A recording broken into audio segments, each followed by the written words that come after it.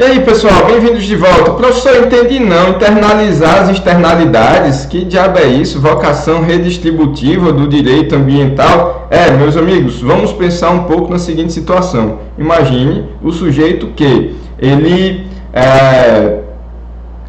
pagou ali algumas aulas de economia e diz, olha, eu tenho que maximizar os lucros. Quanto mais lucros eu tiver, melhor vai ser para mim ou para os meus acionistas. Tá bom. E aí o que a gente faz? Normalmente, os empresários, eles são treinados para tudo aquilo que dá lucro, eu internalizo, eu puxo, e tudo aquilo que dá prejuízo, eu jogo para fora. E aí, meus amigos, a poluição, via de regra, é um prejuízo. Então vamos lá, vocês assistiram lá o filme que eu falei para vocês? Então tem uma empresa lá, poluidora, que está usando materiais extremamente poluentes, cancerígenos, ok. E aí, os materiais cancerígenos eram para ser recolhidos em tonéis, serem entregues às autoridades competentes para um descarte adequado, ok. Mas o pessoal não fez isso, lançou no solo. Aquele material cancerígeno infiltrou no subsolo, chegou no lençol freático, a população começou a beber essa água aqui e começou a adoecer. Quem vai pagar o tratamento desse povo? Nos Estados Unidos não tem SUS, nós aqui temos o SUS, temos os planos de saúde ou nós mesmos bancamos. Vocês acham que esse cara aqui que está produzindo, está ganhando dinheiro, ele vai querer arcar com esses valores? Não, ele não vai. Ele vai querer simplesmente liberar os poluentes da maneira mais barata possível para aumentar os lucros dele e ir para o bolso da empresa, para o bolso dos acionistas. Justo? Não é. Então, essa questão aqui, dessa poluição que foi levada para fora da empresa pelo descarte incorreto das substâncias, que causou o adoecimento, tem que ser reparado o dano causado. E aí, quando eu pego a reparação do dano, quando eu pago pela despoluição do ambiente, eu estou trazendo de volta a poluição. Eu estou internalizando aquilo que antes era uma externalidade. Professor, mas vai continuar sendo negativo, porque vai trazer prejuízo para a empresa. Verdade. Agora, temos que fazer o custo-benefício se vale a pena conseguir continuando naquela atividade empresarial, tá bom? Se eu não descartasse no ambiente, não ia dar lucro. Ok, vamos procurar outra atividade para fazer.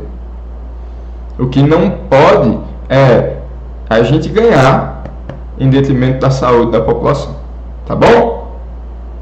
E aí eu já tinha falado para vocês também, de início, começou-se a falar apenas do princípio do poluidor-pagador como princípio da responsabilidade. Se provou uma poluição, que aquele poluidor pague pela reparação dos danos. E aí era a mesma coisa. Só, meus amigos, que principalmente ali, depois da segunda metade da década de 1990, começou-se a entender que esse princípio do poluidor-pagador ele também está diretamente relacionado aos princípios da prevenção e da precaução. Então, o cidadão que vai empreender para ter lucros, ele também tem que arcar com os custos sabidos para evitar os danos. Então vamos supor o seguinte, eu sei que eu estou numa fábrica de um plástico específico, ou então vamos supor, eu tenho uma empresa de incineração de lixo, tá bom, mas se eu vou incinerar determinados tipos de plástico, eu vou lançar uma substância na atmosfera que é extremamente cancerígena. E aí, professor? E aí que se sabe que existe já hoje tecnologia suficiente, um filtro que eu instalo nas chaminés do meu equipamento e que essa substância ela não vai para o meio ambiente. Olha, professor, que legal, sim, mas tem um custo. E essa pessoa que vai lucrar em cima da incineração do lixo, ela, sei lá, lixo hospitalar, que é obrigatório a incineração para evitar contaminação de outras pessoas, contaminação do ambiente também. Ok. Quando queima aquela seringa, vai trazer essa substância. E aí, professor, o que faz? A empresa que está poluindo, que tem o risco de liberar essa substância cancerígena na natureza, na atmosfera, ela tem que arcar com os custos. Se você quer abrir, por exemplo, um local para fazer festa com som ao vivo, muitas vezes os seus vizinhos talvez não fiquem muito satisfeitos com o resultado, mas então você poderá instalar filtros de som que vão, na verdade, abafadores de som, que vão impedir que aqueles ruídos saiam em quantidade que vão incomodar seus vizinhos. Você que vai poluir, você que arque com a instalação desses abafadores, tá bom? Então é nesse sentido, impedir que o dano chegue a acontecer. Muitas empresas hoje estão obrigadas a ter um sistema de tratamento de água, para não devolver a água poluída para o ambiente. Ele está arcando com custos, não de reparar o dano, mas de evitar que o dano aconteça, porque é muito mais barato. Lembra do que a gente já falou na aula passada? Desse sentido, então, o princípio do poluidor-pagador hoje tem duas vertentes, duas concepções, pelas quais o empreendedor, aquele que vai realizar atividade, qualquer que seja, via de regra, sim, aquele que vai realizar uma atividade empresarial, em regra, eu preciso arcar com os custos que evitem a poluição, e se eu não conseguir evitar, mesmo assim, nós temos que arcar com os custos de reparar os danos. Tá bom? Professor, isso tem na nossa legislação? Tem sim.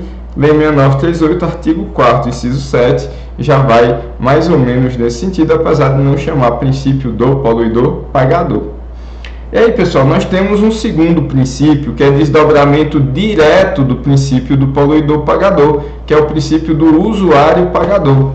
Inclusive, meus amigos, já vi cair em provas e concursos fazendo confusão entre os dois princípios. E a dica que eu dou para vocês é o seguinte: olha, se a situação fala em pagar de qualquer maneira para evitar ou para reparar danos, ok, eu tenho um princípio de pagador. E aí, professor, é o poluidor-pagador ou usuário-pagador? Se só tiver um dos dois, o pagador, e tem a alternativa lá nas alternativas, e se fala em pagar, arcar com os custos, qualquer dos dois responde. Agora, se tiver os dois nas alternativas, aí vamos pelo princípio da especialidade. Poluidor-pagador, via de regra, é a empresa, é o fornecedor, é a atividade empresarial, tá bom? O usuário-pagador, via de regra, é o consumidor. Professor, pelo amor de Deus, o consumidor é hipossuficiente, ele vai ter que pagar pelos custos. Vai, meus amigos, imagine o seguinte: eu prefiro comprar uma calça jeans da marca X. Por que as pessoas que não gostam de calça jeans vão ter que arcar com a poluição? Ou as pessoas que gostam da marca Y, por que vão ter que pagar pela poluição da marca X? Se eu que estou consumindo carne e os veganos não estão, eu que arque com os custos da poluição da produção de carnes. Claro que não o custo global, mas pelo menos daquela demanda que eu criei. Porque nenhuma atividade empresarial vai atrás de produzir produtos que não tenham mercado, que não tenham demanda. Estarão sempre procurando aqueles produtos que vão ficar bem, vão fazer marketing para estimular o consumo. Ninguém vai produzir coisa que não vende. Simples assim. Então, dessa maneira, meus amigos, o usuário também vai arcar com os custos. Então, imagine, por exemplo, que, a Apple foi no licenciamento de uma nova fábrica de iPhone, iPhone 12, mandou-se instalar um determinado equipamento para diminuir a poluição, sonora, ou no solo, ou do ar, e ele gastou, 10 milhões de dólares nesse equipamento. Ok, vamos supor que essa planta aqui vai produzir 10 mil iPhones. E aí, professor? E aí que eu vou redistribuir o valor aqui, 10 milhões, 10 mil, vão dar o quê? 1.000 por cada iPhone? Vai dar caro, professor. 10 milhões, 10 mil, vamos colocar 100 mil iPhones, professor. Ok. Aí a gente tem o que? 100 dólares, para cada produto ali. Ah, é claro que não vai ser 100 mil. Tá bom, bota mais. Ah, mas talvez seja mais 10 milhões. Eu estou fazendo só um exemplo, pessoal, entendam isso. Então lá, ele vai produzir 1 milhão de iPhones, pronto, divide pelo consumidor. Aquele cidadão que comprou um iPhone vai pagar pelo que se gastou com a poluição ou evitar poluição, sei lá, 10 dólares. Vai estar incluso no valor do mercado, do produto. Ah, professor, então, mas o justo não é que tire do lucro. Não estou dizendo isso. Ninguém sem consciência vai produzir para ter prejuízo, pessoal. Então, no final das contas, sim, vai dividir os custos pelos consumidores. Tranquilos? Então, por isso que a gente fala em princípio do usuário pagador. Então, é sim o desdobramento do poluidor pagador, transfere para o consumidor os custos da produção de quê? Daquilo que ele está consumindo. Os recursos ambientais devem ser vistos como patrimônio coletivo e o destinatário final ele precisa ressarcir a coletividade que foi lesada pela sua atividade consumerista. É claro, polêmica aqui, pessoal, a função educativa, mas sinceramente o que a história tem mostrado nos últimos 200 anos é que a parte que mais dói no ser humano é o seu bolso. Então, se o produto, eu tenho um produto muito barato, claro que vai estimular o consumo. Agora, se eu insiro o valor que de fato aquele produto precisou para ser construído, é muito injusto quando a gente vê no mercado um produto, sei lá, que custa R$1.000, mas o valor de degradação da natureza, o valor dos direitos trabalhistas, se fossem para ser devidamente recolhidos, os valores tributários que deveriam ter sido pagos e estão sendo sonegados, aquele produto ia valer o quê? R$2.000.